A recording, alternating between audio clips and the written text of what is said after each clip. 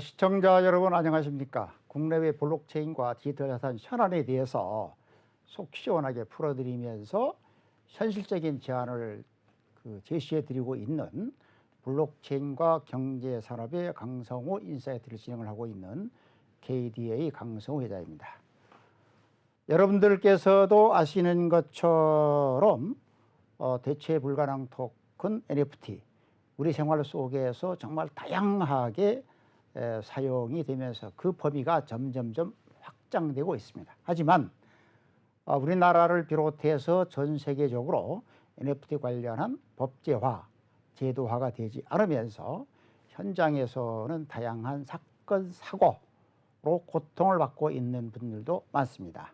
오늘은 대체 불가능 토큰 NFT가 갖고 있는 법적인 쟁점, 그 쟁점을 어떻게 해소할 건지 하는 주제를 가지고 짚어보도록 하겠습니다. 변호사들이 알려주는 NFT 법률 가이드를 공동 집필한 법무법인 신원의 김진욱 변호사님과 백경태 변호사님 모셨습니다. 김 변호사님 어서 오세요. 안녕하십니까? 예, 백경태 변호사님 어서 오세요. 네, 반갑습니다. 예, 우리 김진욱 변호사님. 국내에도 보면은 아까도 말씀드렸지만 NFT 관련 법령이 아직은 없죠. 네, 어떻게 국내에는 이 NFT 관련 법령에 대해 어떤 동향이 있는지 좀 점검을 해주시죠.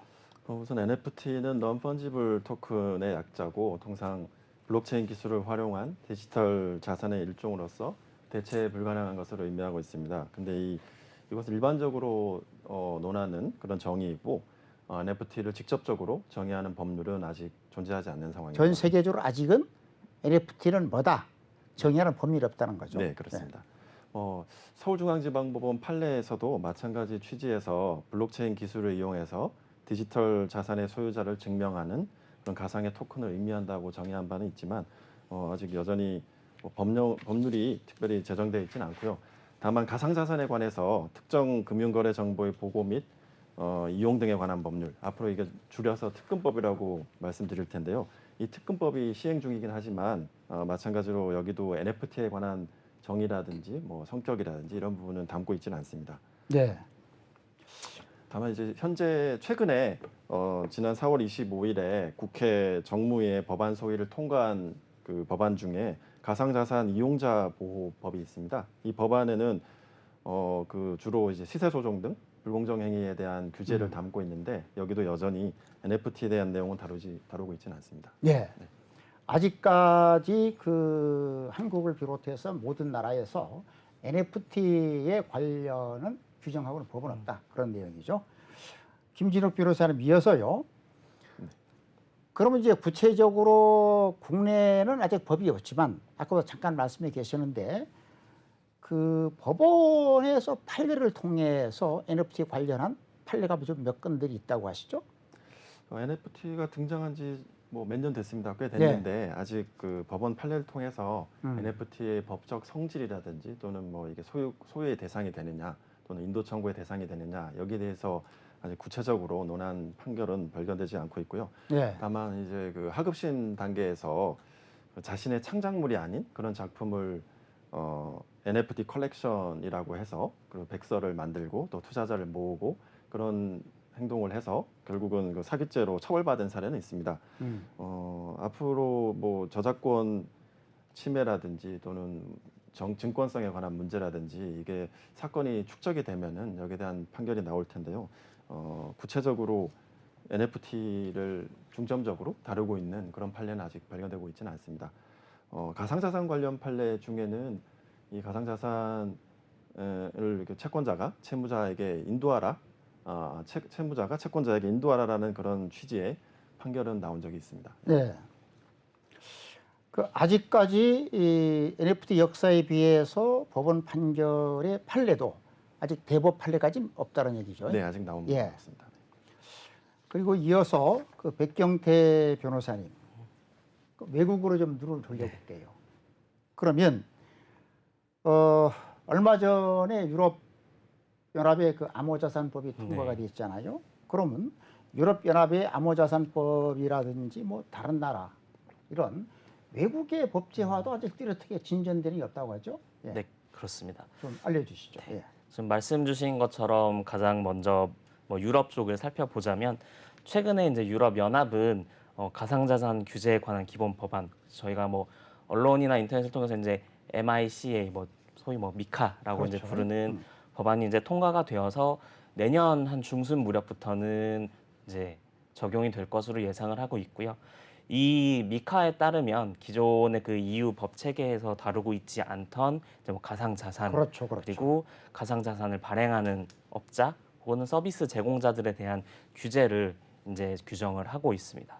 그리고 아무래도 어떤 투자자들의 보호를 우선시하다 보니 그렇죠, 그렇죠. 자금 세탁 방지나 음. 이런 투자자들의 어떤 손실이 발생했을 때 그 서비스 제공자가 책임을 지는 내용들을 담고 있는데요. 안타깝게도 이 미카 법안에도 아직까지는 NFT를 직접적으로 규율하고 있는 내용은 담겨져 있지 않습니다.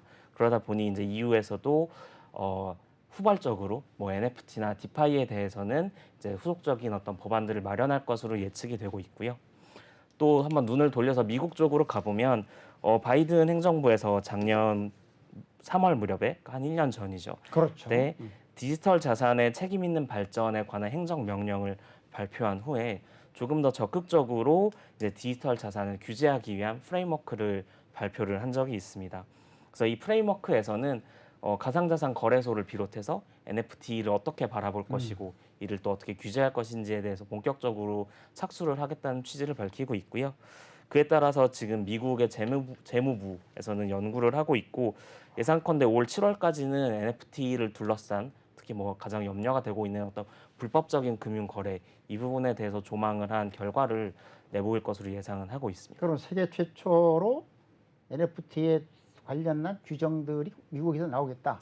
그렇게 보시네요. 그렇죠. 일단 뭐 NFT에 관련해서 아마 미국이 계속 선두적으로 뭔가 발표를 할 것이다. 것으로 예. 보이기도 하고요. 음. 이제 다시 한번 조금 우리나라 쪽으로 가까운 아시아 쪽으로 돌아보면 사실 우리나라도 그렇고 대부분의 아시아 국가에서 NFT를 또 역시 직접적으로 다루고 있는 법제도들은 존재하지는 않습니다. 다만 이제 싱가포르 같은 경우는 워낙 가상자산 어떤 사업의 허브로도 볼 수 있는 그렇죠, 곳인데 그렇죠. 예. 거기서 작년 10월 무렵에 이제 그 재판 과정에서 재판 분쟁이 종료될 때까지는 NFT를 일방 당사자들, 그러니까 소송 당사자끼리 서로 주고받지 말아라. 라는 이제 판결을 내렸는데 이것이 의미 있던 것이 원인이 무엇이냐면 NFT를 어떤 재산의 목록 중 하나로 자산 중 하나로 인정을 한 사례다. 네, 그런 것이 이제 아시아 최초로 판결이 이루어졌다 해서 이제 주목을 끌고 있습니다. 아, 예. 네, 반면 방금 김진욱 변호사님께서도 말씀 주셨던 것처럼 우리나라에서는 아직까지 어떤 법이나 판례가 이제 요원한 상황입니다. 예. 그 김진욱 변호사님. 네. 이렇게 그 NFT에 관해서 뭐 우리나라를 비롯해서 전 세계적으로 법이 없잖아요. 하지만 이게 뭐 매도 매수 거래를 하다 보면 어쩔 수 없이 양 당사자 간의 분쟁이 발생할 수밖에 없잖아요. 네. 그러면 NFT 관련한 그 국제적 분쟁이 발생하면 그럼 어느 나라에 어떤 법을 적용해서 이 분쟁을 해결합니까? 뭐 NFT가 이제 대한민국에서 발행하고 네. 또 국내 마켓플레이스를 통해서 유통이 되고 또 대한민국 국적자가 또 NFT를 구매하거나 활용하는 경우라면은 뭐 당연히 대한민국 법이 적용되니까 이런 뭐 어떤 법이 적용될지 이런 문제가 어쨌든 되지 않을 대한민국 텐데요. 법원을 네. 통해서 해결한다. 네, 그렇습니다. 그렇죠. 근데 뭐 대부분 지금 NFT 가운데 해외에서 제작 유통되는 것들이 대부분이고 또 디지털 특성의 그 초국경성. 네, 맞습니다. 예. 마켓플레이스 같은 경우에도 대부분 해외 서버를 두고 있고 또 해외 이용자들도 많고요. 그렇죠. 스마트 계약이라는 게 네. 뭐 국경이 없지 않습니까? 그렇습니다. 그래서 이런 경우에 과연 그 해외에서 제작되거나 또 해외에서 유통되거나 또 구매한 분들에 대해서 그 분쟁이 발생하는 경우에 어떤 법을 적용해서 될지, 분쟁을 해결할 것이냐. 네, 거기에 대해서는 문제가 될 수 있습니다. 여기에 대해서는 우선 뭐 국제사법 25조 1항에 따르면은 계약은 당사자 간에 뭐 명시적 또는 묵시적으로 선택한 법에 의한다라고 되어 있어서 뭐 스마트 계약에서 이런 준거법에 대한 합의가 규정되어 있다면은 그 합의된 그런 나라의 법률을 적용하면 될 것이고요. 근데 만약 이게 그런 어떤 스마트 계약이든 약관이든 그런 계약에 그 속에 분쟁 발생하면은 네. 어느 나라의 법원에서 해결한다. 없다고 그렇습니다. 하면 네, 그런 게 없다고 하면은 그때 적용되는 원칙이 가장 밀접한 관련의 원칙이라고 해서 그 계약하고 가장 밀접한 관련이 있는 곳에 법률을 중거법으로 적용하는 것인데요. 근데 그렇다면 이게 NFT 거래가 블록체인상에서 이루어지고 여러 가지 이런 복잡 다단한 현상을 규율해야 되는데 그러면 과연 그게 어디가 가장 밀접한 국가일까라는 부분에서는 여전히 뭐 판단하기가 쉽지 않은 문제인 것 같습니다. 아, 이런 걸로 봐서 그 우리 투자자들이 그 투자자 권익을 보호받으려면 하루빨리 국제적으로도 이런 가이드라인이 정리가 돼야 되겠네요. 네, 맞습니다. 예. 김주룩 변호사님 이어서 국제 자금 세탁 방지 기구의 가상자산 관련한 권고안 그리고 이 권고안을 수용해서 우리나라가 특정금융정보법에 반영을 해서 지금 가상자산 개념이라든지 사업자 신고를 하고 있지 않습니까? 네, 그렇습니다. 그러면 국제 자금 세탁 방지 기구의 권고안에서는 이 NFT에 대해서 어떻게 지금 바라보고 있습니까? 지금 NFT 거래에 대해서 그 가상자산 거래에 관한 규제, 특별히 특금법의 규제가 그대로 적용되는지 아닌지에 대해서 이런 문의들이 많이 있는데요.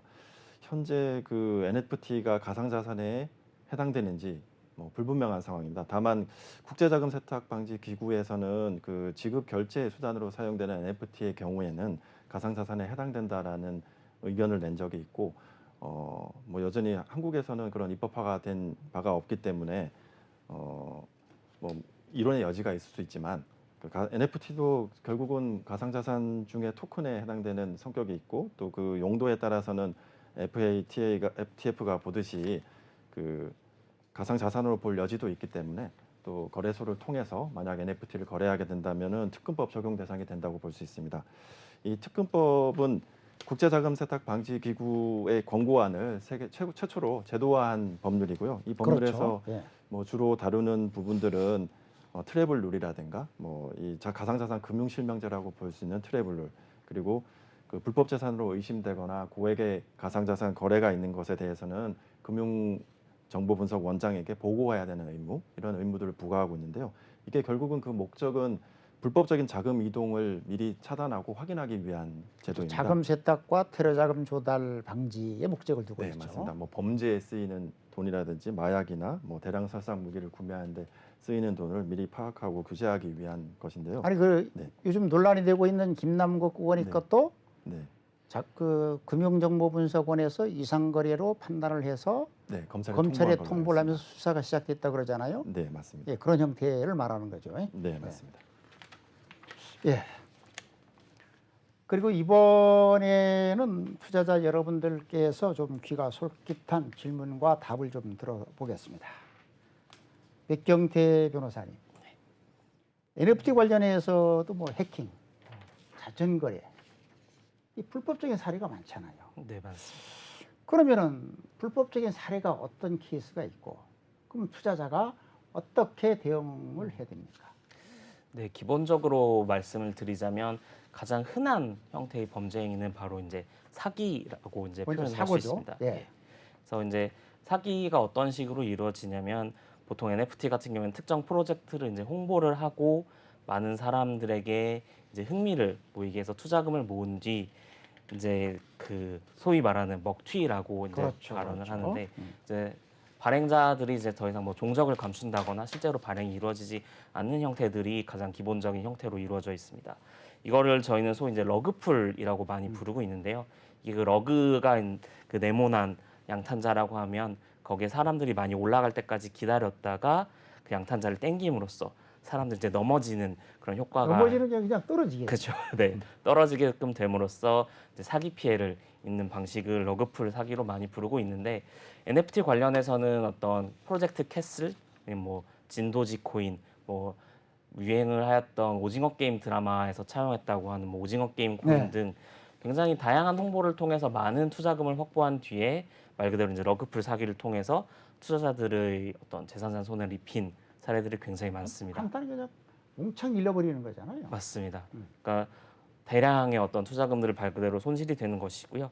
또 그렇게 사기를 치는 것 외에도 그 두 번째로 이제 좀 흔한 것은 우리가 쉽게 접하는 보이스 피싱과 비슷한 형태로 보이스피싱. 네, 예. 이제 NFT 형태에서도 이제 피싱 사기들이 발생을 하고 있습니다.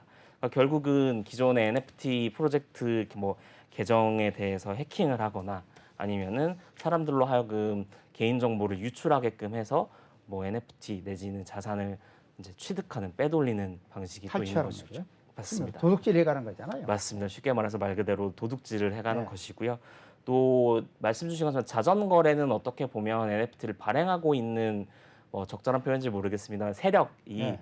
말 그대로 자신들의 돈을 투자를 함으로써 갑자기 특정 NFT의 가치를 엄청 상승시킨다거나 하는 쪽으로 하여 이제 시장에 좀 혼란을 허수거래를 자꾸 하는 맞습니다. 거잖아요. 그래서 잘 모르시는 분들로 하여금 아 이것이 굉장히 유망한 것이구나라고 해서 그러니까 다시 말하면은 그 거래소 그래프를 보면 엄청 가격이 뛰고 있다. 네 맞습니다. 그것이 그러나 그 실제로는 제3자 실수요자가 아니라 발행한 재단에서 맞습니다. 자기들이 거래하는 자전거래로 그렇죠. 가격을 펌핑시킨다 그런 네. 거죠. 그러니까 실질적으로 시장에서의 어떤 가치 대비 네. 보여지는 게 너무 뛰어나게 되는 효과가 발생을 하는 것이고 또 어떻게 보면은 이제는 거래라기보다는 NFT에 담긴 문제가 이제 그렇죠. 의도치 않게 네. 뭐 성범죄적인 요소가 있는 음란물 네. 혹은 누군가의 개인 정보를 침해할 수 있는 정보들이 담긴 것들이 발행되고 거래되는 과정에서 의도치 않게 그거를 뭐 나도 샀다가 판매를 한다거나 하는 과정에서의 어떤 범죄 유형들이 다양히 발생을 하고 있습니다.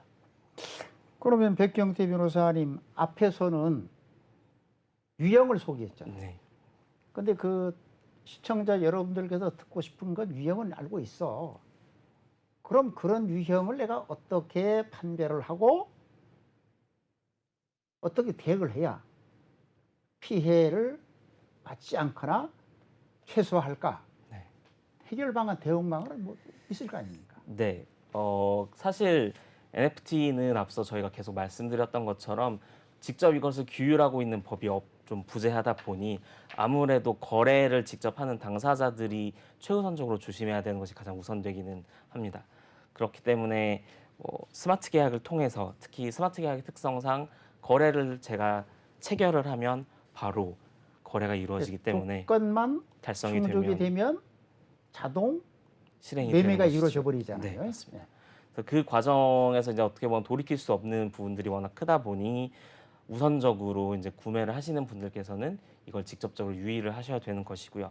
다만 아까 제가 앞서 설명드렸던 사례들 가운데 뭐 해킹에 대해서도 언뜻 말씀을 드렸는데 NFT 거래를 직접 실행하는 이제 D앱 어떤 네. 프로그램에 대해서도 외부의 이제 세력이 해킹을 하게 되면 저는 그 거래를 정상적으로 체결한다고 생각을 하지만 해킹 세력이 중간에 말 그대로 끼어들어서 그것을 탈취해 간다거나 아니면 거래 정보가 빼돌려지는 등의 어떤 효과도 발생을 할 수 있을 것으로 예상이 됩니다. 그렇기 때문에 이런 프로그램을 쓰시는 경우에는 보통 로그인을 하기 위해서 자기 뭐 개인 정보나 비밀번호 등을 이제 입력을 하는 경우들이 많고 이제 디지털 키를 통한 경우들이 많은데 이런 것들이 어떤 유실되거나 유출되지 않도록 굉장히 유념하실 필요가 있고요. 그리고 무엇보다도 요새는 워낙 많은 NFT 마켓플레이스들이 NFT 거래를 중개해주고 있는데 그래도 가급적이면 그런 거래를 좀 보완해주고 보호해줄 수 있는 장치들을 마련한 곳에서 가급적 거래를 하시는 것이 바람직하다고 권유를 드리고 있습니다. 그게 사실 뭐 저도 무슨 말인지는 이해를 하지만 구체적으로는 좀 쉽지 않은 것 같습니다. 네. 그렇습니다. 그리고 이어서 백경태 변호사님 계속 질문을 드리겠습니다. 그럼 NFT 거래 그 매도 매수를 할 때 그 양도되는 권리 그리고 이 과정에서 다시 말하면 매수하는 투자자들이 이것만큼은 확인하고 가야 된다. 네. 그게 뭐가 있습니까? 네, 가장 먼저 확인하셔야 될 거는 내가 이 NFT를 구입을 함으로써 이 NFT를 어떻게 사용할 수 있고 어디까지 내 권리가 주장을 될 수 있는지 그 두 개를 우선적으로 체크할 필요가 있으십니다.